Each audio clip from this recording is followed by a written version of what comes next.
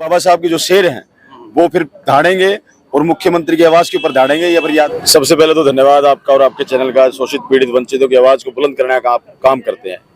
मामला हिसार जिले का नंगथड़ा गांव का है। 14 अप्रैल को बाबा साहब की जयंती पूरा विश्व मनाता है और 14 अप्रैल को हिसार शहर के अंदर भारत के प्रधानमंत्री आते हैं और बाबा साहब का गुणगान करते हैं कि बाबा साहब ने ये कर दिया, बाबा साहब ने वो कर दिया, बाबा साहब ने ये कर दिया। और ठीक एक दिन बाद 15 तारीख को रात को नंगथड़ा के अंदर महामानव परम पूज्य बाबा साहब की प्रतिमा को खंडित करने का काम गांव के लोगों के द्वारा ही किया जाता है। रात के अंधेरे में 12:30 बजे आते हैं और उसके बाद वो फोटो प्रतिमा को तोड़ के चले जाते हैं। जब गांव के लोगों को पता चला कि ऐसी ऐसी घटना घटी है तो आसपास में मैसेज गया। मैसेज आने के बाद में हमारे जैसे साथी भी एक्टिव हुए और उनके खिलाफ मुकदमा दर्ज करवाया। मुकदमा दर्ज करवाने के बाद में ये लोग टोटल लोग हैं 8 से 10 लोग और 3 लोगों को गिरफ्तार किया गया है, लेकिन प्रशासन अभी तक अपनी कोई कार्रवाई ठीक ढंग से कर नहीं रहा है। हमारे विजय भाई हैं, हमारे बलवान भाई हैं जो राष्ट्रीय अध्यक्ष है बहुजन एकता संगठन के, ये हमारे प्रताप जी हैं, एडवोकेट साहब हैं, तमाम साथी संत जी हैं, तमाम तरह के साथी हैं जिन्होंने इसको मजबूत करने का काम किया और वहां पे धरना गांव में धरना दिया। जब हमारी बातें नहीं मानी गई, हमारी मांग थी कि एक तो काश्य की तो हमारी स्टैचू बने, सीसीटीवी फुटेज लगे, 4 दीवारी निकले और बाबा साहब की जो सुरक्षा के लिए चौकीदारों की व्यवस्था वहां पे हो, ये हमारी मांगे हैं। प्रशासन हमारी बातों को सुन नहीं रहा था, इसलिए हमने गांव से धरना उठा के हिसार शहर के अंदर धरना लेके आए।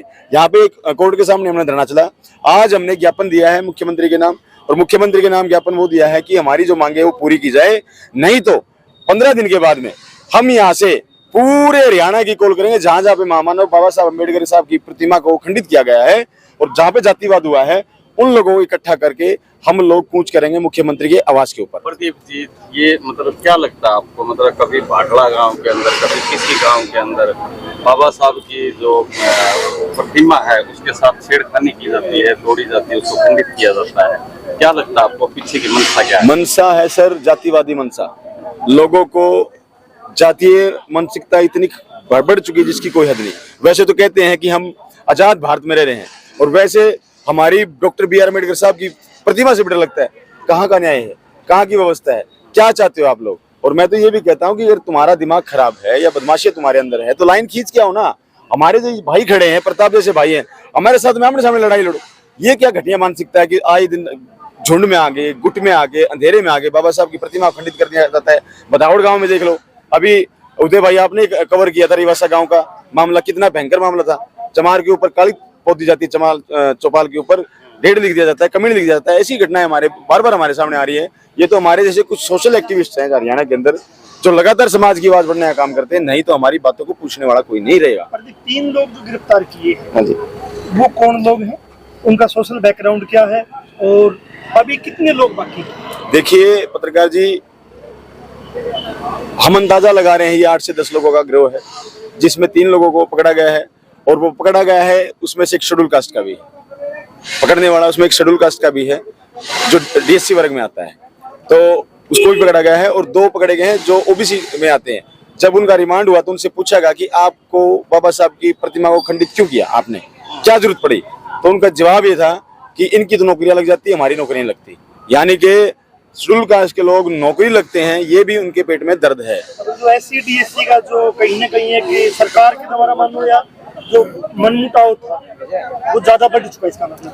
देखिए मैं तो ये कहूंगा कि मेरी ओर से तो पड़ा नहीं भाई, ठीक है, जिसकी जो अधिकार है वो उसके अधिकार मिल जाए, हमें कोई दिक्कत नहीं है। सरकार पॉलिसी बना कर उनके अधिकार दे रही है, दो हम तो, लेकिन मैं तो फिर भी आपके चैनल के माध्यम से तमाम साथियों से भाईचारे की उम्मीद रखता हूं कि आपस में सरकार के द्वारा जो आपस में तुम्हारा बंटवारा कर दिया गया है वो बंटवारा ना हो और तुम लोग इकट्ठे होकर लड़ाई लड़ो। क्योंकि आए दिन अब मैं एक चीज और देख रहा हूँ, जैसे एससी डीएससी हुआ है, प्रशासन एफआईआर तक दर्ज नहीं करता क्योंकि उनको पता चल गया ये बढ़ चुके हैं। कुछ तो एससी में चले गए, कुछ डीएससी में चले गए। अगर इकट्ठे होकर आएंगे नहीं तो हमारे ऊपर दबाव बढ़ेगा नहीं, दबाव नहीं बढ़ेगा तो हम मुकदमा दर्ज करें क्यों? इसी ऐसी मानसिकता भी यहाँ पे है। और एसएचओ अग्रवाल, उसकी नेग्लिजेंसी रही है कि उन्होंने काम ही नहीं किया।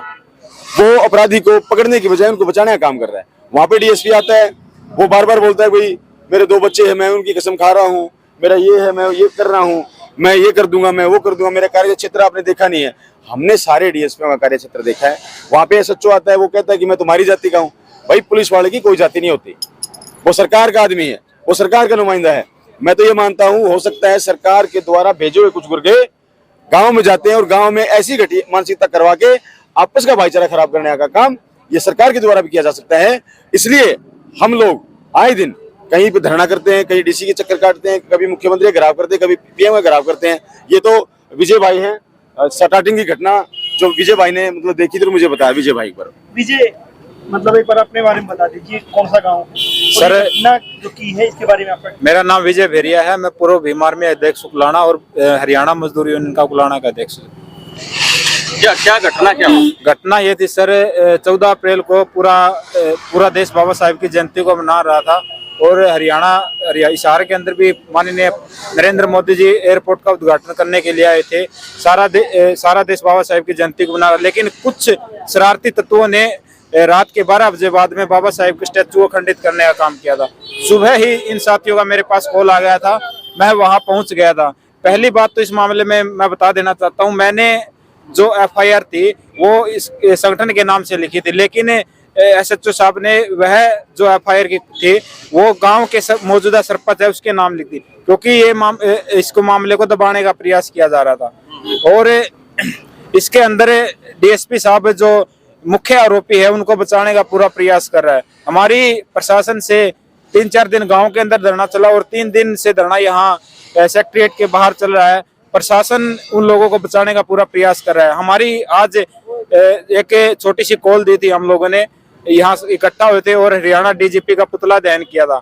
हमारी मांग यही थी, इन दोषियों को गिरफ्तार किया जाए और जो बाबा साहेब की स्टैचू है वो स्टैचू कोपर की गांव के अंदर लगाई जाए और इसके चारों ओर सीसीटीवी कैमरे लगाए जाए।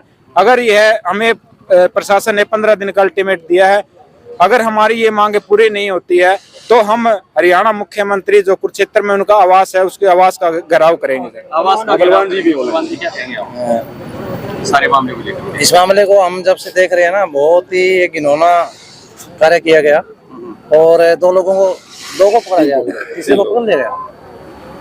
और इसमें ना जो बाकी जो मास्टरमाइंड है, असली जो दोषी जिसने इस गेम को तैयार किया था वो अभी बाहर है। जब तक वो नहीं पकड़ा जाएगा तब तक ये धरना अभी जैसे आज इन्होंने स्थगित कर दिया, लेकिन ये कुछ दिन के लिए किया है। अगर ये इसके ऊपर पूरी तरह कार्रवाई नहीं हुई तो 15 दिन के बाद फिर दोबारा से धरना लगा दिया जाएगा।